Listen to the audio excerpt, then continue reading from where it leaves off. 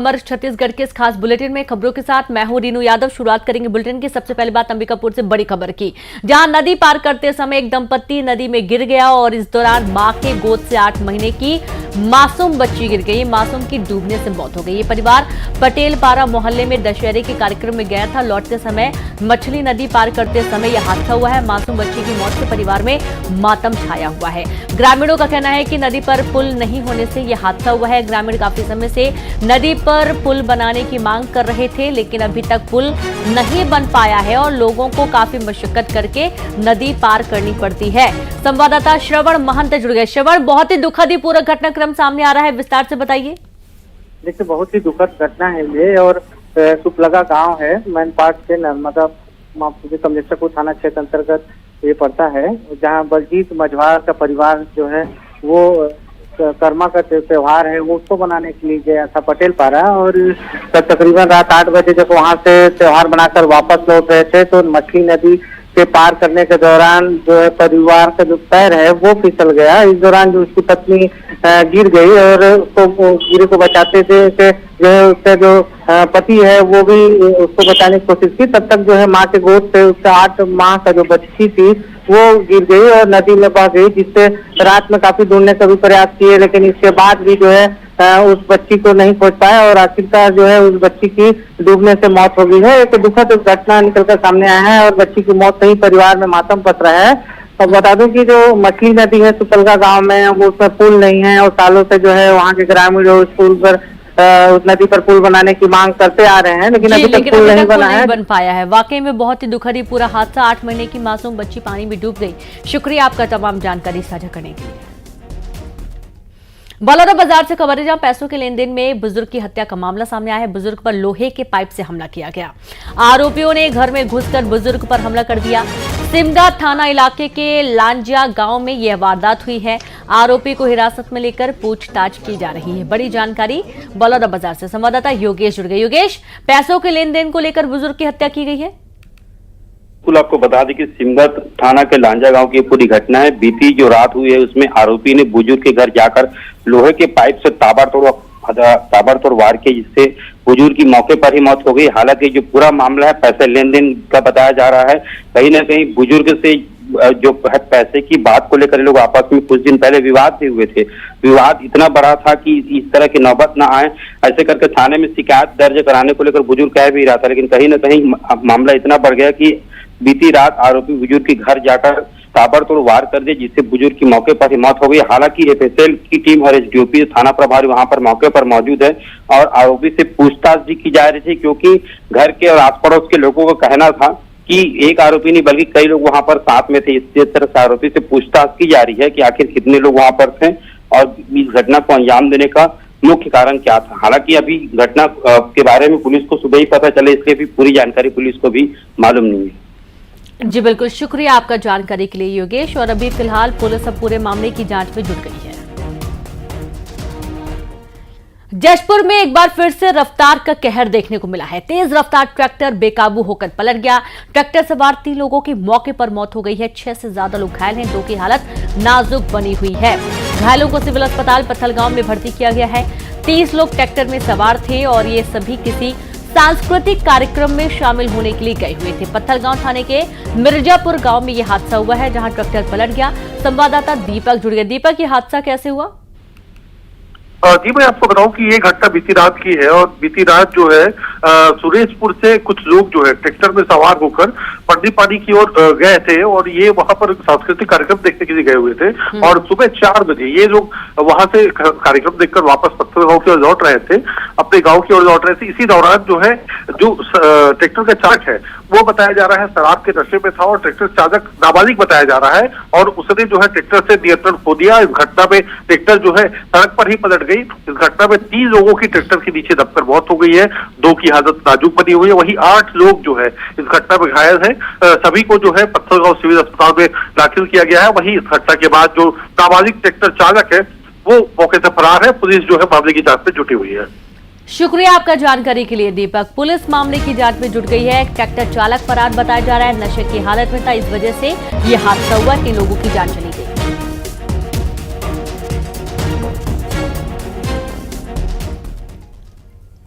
खबर अंबिकापुर से, जहां घर में लगी भीषण आग से घर में रख लाखों का सामान जलकर खाक हो चुका है। परिवार पास में ही बेटी के घर गया हुआ था। परिवार वालों ने जानबूझकर आग लगाने का आरोप लगाया है। मणिपुर थाना क्षेत्र के कबीरवाड़ दर्रीपारा में यह हादसा हुआ है। बड़ी जानकारी आपको दे रहे हैं अंबिकापुर से, जहां घर में लगी भीषण आग और आग से घर में रखा लाखों का सामान जलकर खाक हो चुका है। परिवार पास में ही बेटी के घर गया हुआ था। परिवार वालों ने जानबूझकर आग लगाने का आरोप लगाया है।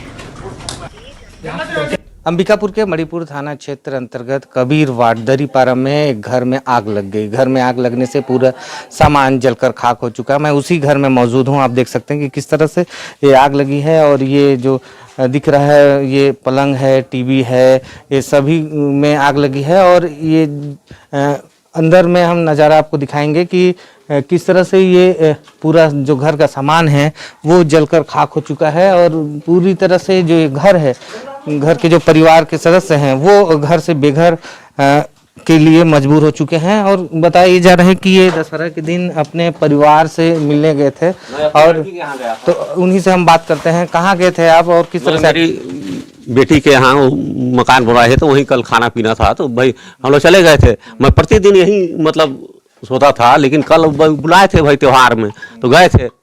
तो फिर वही मतलब 1 बजे हम लोग को सूचना मिला वहाँ पर जाके कि भाई आप लोग के यहाँ तो आग लगा है। यहाँ अगल बगल में कोई मतलब देखे होंगे बच्चे लोग, तब बताए, तब हम लोग 1 बजे आए हैं। फिर फायर ब्रिगेड को फोन किए, उन लोग आए फायर ब्रिगेड, फिर वही बुताए उताए।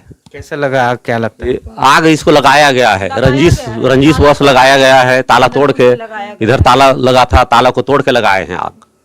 गैस उस सब खोल दिए थे, गैस का पूरा पाइप उप निकाल दिए थे आग लगाने के बाद।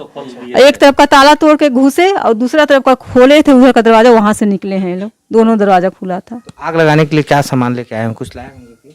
अब उन लोग जाने भैया आग लगाने वाले, और प्लस मतलब उन लोग जाने के पहले फिर उसको गैस को सिलेंडर को खोल के गए। जब मैं आया तो देखा तो वहां रहा था, तो मैं अपना खुद से स्वयं बुझाने लगा, तो फिर इन लोग मेरे को पकड़ के बाहर किए और पूरा सामान ले गए एकदम। किसी पे आशंका है आप लोगों को? शंका उनका जगह जमीन का चल रहा है, एक रामधन करके है यहीं पे बगल में है। हाँ, तो आप देख सकते हैं कि किस तरह से इनका आरोप है कि घर में घुस करके आग लगाया गया है और जो सामान को भी नुकसान पहुंचाए हैं। और इसके साथ ही आग जिस तरह से लगा है, ऐसे में ये इनका पूरे घर का जो सामान है वो पूरा जलकर खाक हो चुका है। परिवार जो है एक बेघर की स्थिति में आ गया है। अंबिकापुर में बड़ा सड़क हादसा हुआ है। खड़े ट्रक को पीछे से स्कूटी ने टक्कर मार दी। हादसे में स्कूटी सवार युवक की मौत हो गई। नेशनल हाईवे 130 पर यह सड़क हादसा हुआ है। हादसे के बाद ट्रक चालक फरार हो गया। बड़ी जानकारी अंबिकापुर से आपको दे रहे हैं, जहां पर बड़ा सड़क हादसा हुआ है। खड़े ट्रक को पीछे से स्कूटी ने टक्कर मार दी और हादसे में स्कूटी सवार युवक की मौत हो गई है। वहीं नेशनल हाईवे 130 पर यह सड़क हादसा हुआ है। हादसे के बाद ट्रक चालक मौके से फरार हो गया है।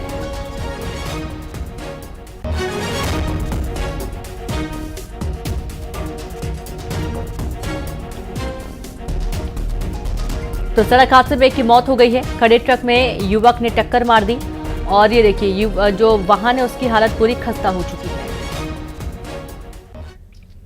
मुंगेली में दशहरे की ड्यूटी करके लौट रहा पुलिस का जवान हादसे का शिकार हो गया। बाइक पर सवार जवान की पिकअप से भिड़ंत हो गई और हादसे में पुलिस जवान की मौत हो गई।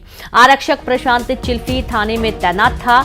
बोरतरा गांव के पास ये हादसा हुआ है। बड़ी जानकारी आपको दे रहे हैं मुंगेली से, जहां दशहरे की ड्यूटी करके लौट रहा पुलिस का जवान हादसे का शिकार हो गया। बाइक पर सवार जवान की पिकअप से भिड़ंत हो गई और हादसे में पुलिस जवान की मौत हो गई। आरक्षक प्रशांत चिल्फी थाने में तैनात था। बोरतरा गांव के पास यह हादसा होना बताया जा रहा है।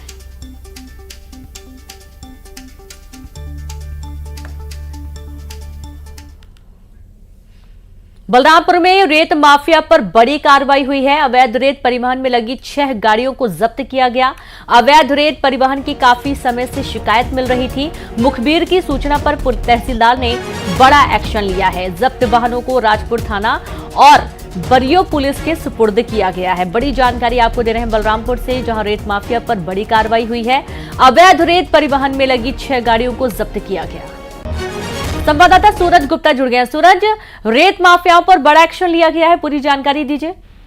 हाँ जी, बिल्कुल। रेत माफियाओं पर एक बड़ी कार्रवाई की गई है, जहां अवैध रेत परिवहन में लगे 6 वाहन को जब्त किया गया है।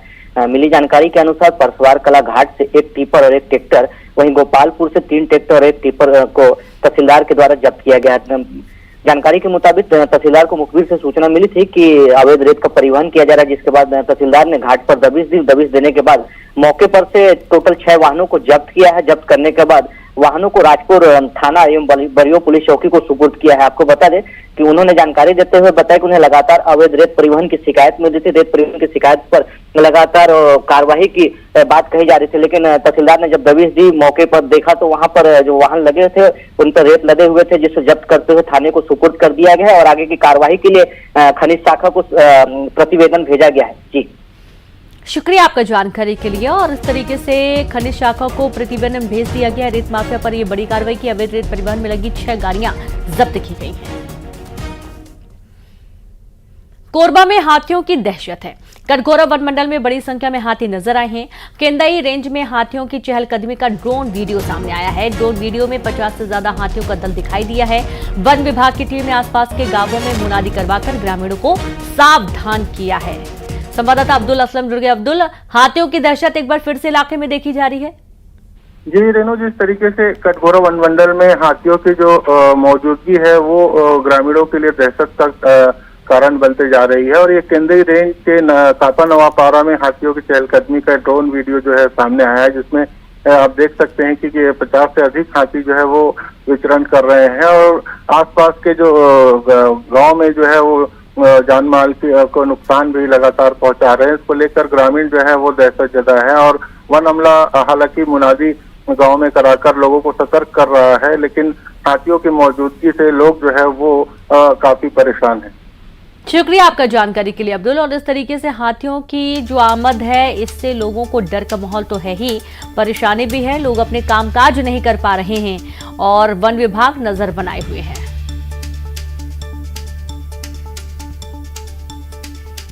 जांजगीर चांपा में रावण दहन से पहले भीषण हादसा हो गया। दरअसल राम, लक्ष्मण और हनुमान जी क्रेन लिफ्टिंग में सवार थे, लेकिन लिफ्टिंग मशीन का एक हिस्सा टूट गया और इससे बड़ा हादसा हो गया। हादसे में कई लोगों के घायल होने की जानकारी है। 3 लोगों को गंभीर रूप से घायल हुए हैं और घायलों को प्राइवेट अस्पताल भर्ती किया गया है। तस्वीरें आप देखिए पहले। दरअसल यहां पर लिफ्ट किया जा रहा था और इसी दौरान अचानक से क्रेन का बैलेंस बिगड़ गया और क्रेन नीचे आ गिरी और इसमें कई लोगों के जख्मी होने की जानकारी मिल रही है। कुछ की हालत बहुत ज्यादा नाजुक है, प्राइवेट हॉस्पिटल में एडमिट किया गया है। रावण दहन के पहले ये एक बड़ा घटनाक्रम सामने आया जांजगीर चांपा से और इस दौरान थोड़ी सी भगदड़ की स्थिति भी बनती हुई नजर आई है। रावण दहन से पहले ये भीषण हादसा और इसमें कई लोगों के घायल होने की जानकारी मिली है।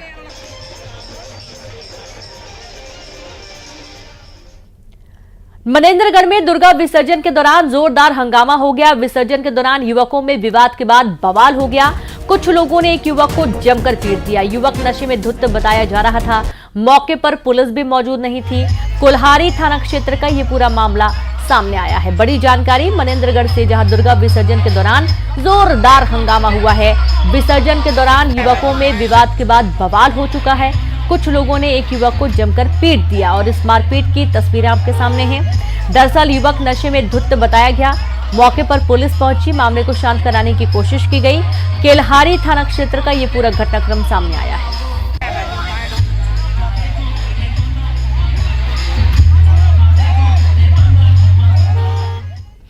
धमतरी में सड़क हादसे में एक की मौत का मामला सामने आया। बाइक को एक 4 व्हीलर ने टक्कर मार दी। हादसे में एक बाइक सवार की मौत हो गई तो वहीं दूसरे हादसे में एक बाइक सवार घायल हो गया।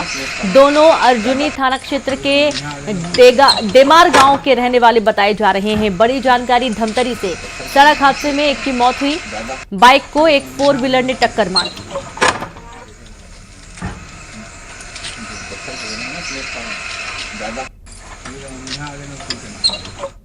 राजनांदगांव में 2 बाइक आपस में भिड़ गई। हादसे में 6 लोग घायल हो गए हैं। घायलों में एक की हालत गंभीर है। घायलों में 3 बच्चे और एक महिला भी शामिल हैं। घायलों को मेडिकल कॉलेज अस्पताल भर्ती किया गया।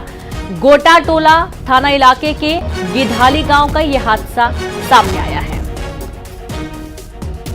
तो खबर राजनांदगांव से, जहां 2 बाइक आपस में भिड़ गई। हादसे में 6 लोग घायल हो गए हैं। घायलों में एक की हालत गंभीर है। घायलों में 3 बच्चे और एक महिला भी शामिल बताए गए हैं। धमतरी में अफीम की तस्करी करते 2 लोग गिरफ्तार किए गए। आरोपियों से 650 ग्राम अफीम जब्त किया गया। जब्त अफीम की कीमत करीब 72,000 रुपए है। राजस्थान के जोधपुर के रहने वाले आरोपी बताए गए हैं। कोतवाली पुलिस ने कार्रवाई की है। बड़ी जानकारी धमतरी से अफीम की तस्करी करते 2 लोग गिरफ्तार कर लिए गए। 650 ग्राम अफीम भी इनके पास से जब्त की गई है।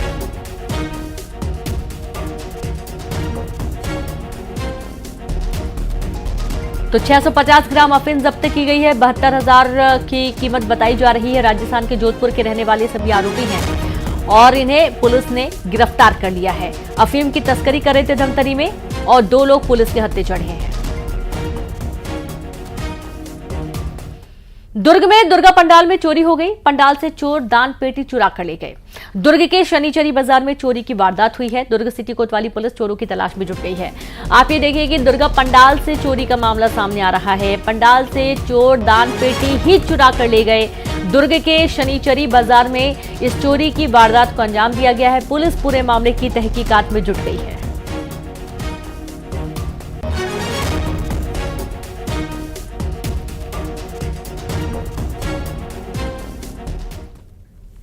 सीएम विष्णुदेव साय आज आरंग के दौरे पर रहेंगे। आरंग में गुरु दर्शन और संत समापन मेला कार्यक्रम में शामिल होंगे। बड़ी जानकारी, जहां मुख्यमंत्री विष्णुदेव साय आरंग के दौरे पर रहने वाले हैं। आरंग में गुरु दर्शन और संत समापन मेला कार्यक्रम में शामिल होंगे।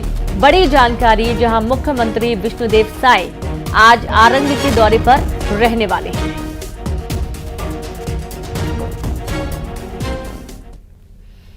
सारंगगढ़ बिलाईगढ़ में नवरात्रि में अश्लीलता परोसी गई। अश्लील डांस का वीडियो सामने आया है।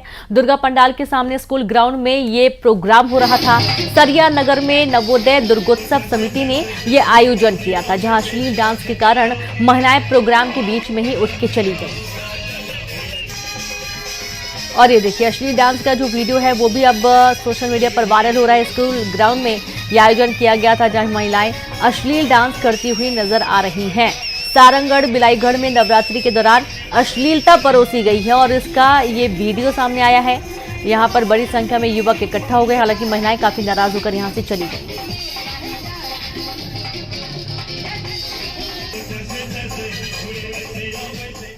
छत्तीसगढ़ में 15 नवंबर या 1 दिसंबर से धान खरीदी हो सकती है। खाद्य मंत्री दयाल दास बघेल ने बताया कि धान खरीदी को लेकर मंत्रिमंडलीय उप समिति की बैठक हुई, जिसमें धान खरीदी को लेकर चर्चा की गई। 15 नवंबर या 1 दिसंबर को धान खरीदी की शुरुआत की जाएगी। इसको लेकर अंतिम फैसला कैबिनेट की बैठक में लिया जाएगा। दिसंबर को धान खरीदी प्रारंभ किया जाए, इसका फैसला कैबिनेट में होना है, यह निर्णय लिया गया। नवंबर या 1 दिसंबर को धान खरीदी प्रारंभ किया जाए, इसका फैसला कैबिनेट में होना है। इधर धान खरीदी 1 नवंबर से नहीं होने को लेकर कांग्रेस ने सरकार पर निशाना साधा। दीपक बैज ने कहा कि सरकार किसानों के साथ नाइंसाफी कर रही है।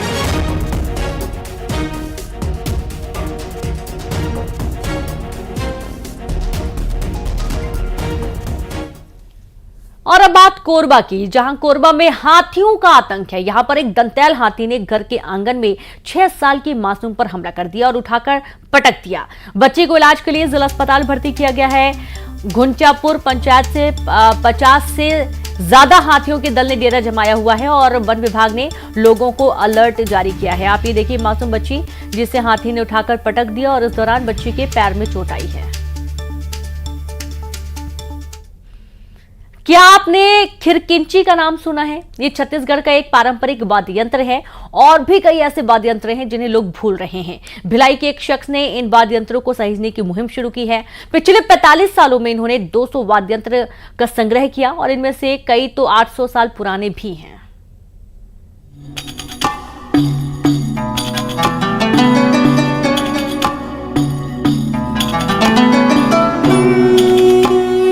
चिकारा, रंजू, तुरही, खिरकिची, ये नाम शायद आपने कभी सुने भी नहीं होंगे। छत्तीसगढ़ या यूं कहें देश की धरोहर है ये। संगीत की सदियों पुरानी परंपरा है ये वो प्राचीन वाद्य यंत्र है जिनकी धुन पर सदियों तक भारत का संगीत झूमता रहा। रायपुर में एक छत के नीचे 200 से ज्यादा अनमोल वाद्य यंत्रों का अद्भुत संग्रह है। संगीत और इतिहास के किसी प्रेमी के लिए ये अनमोल खजाना है। ये वाद्य यंत्र सिर्फ म्यूजिकल इंस्ट्रूमेंट नहीं है, इतिहास, कला, संस्कृति, विरासत हैं। इनमें से कई तो 700 से 800 साल पुराने हैं।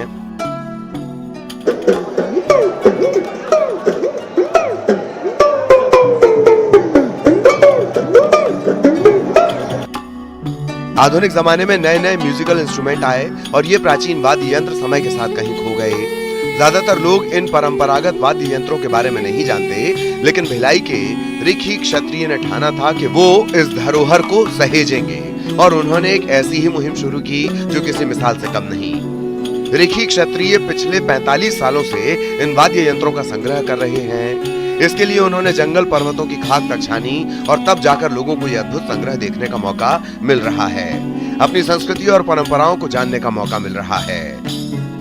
रिखी क्षत्रिय जी, ये किस तरीके से ये शौक शुरू हुआ कि आप 45 सालों से इसका संग्रह कर रहे हैं?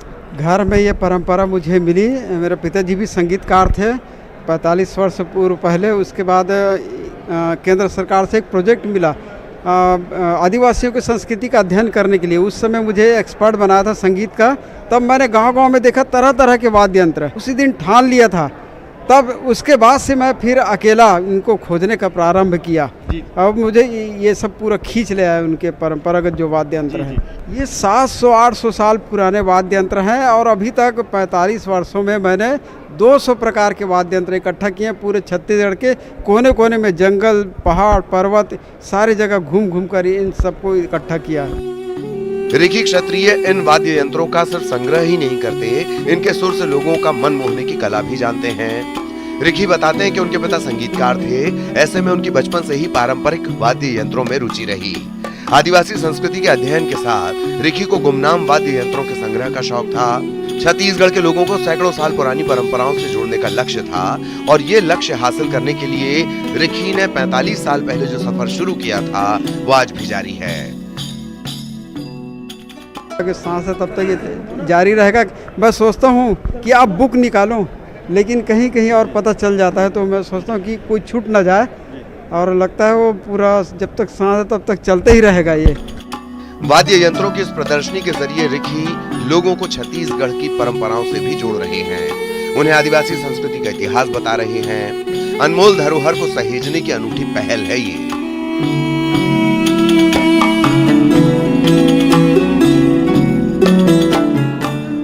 200 से ज़्यादा वाद्य यंत्रों का संग्रह इनके पास है जो 500 साल से पुराने हैं और ये संग्रह करने की इनकी रुचि लगातार बढ़ते जा रही है। इनका अपना संग्रहालय है। सरकार ने भी इनके वाद्य यंत्रों के संग्रह को देखते हुए इनको पुरस्कृत किया है। कैमरामैन राजेंद्र सिंह के साथ आकाश शुक्ला, न्यूज़ 18 रायपुर। और चलिए अब देखेंगे 20 बड़ी खबरें तेज अंदाज में। आरंग दौरे पर रहेंगे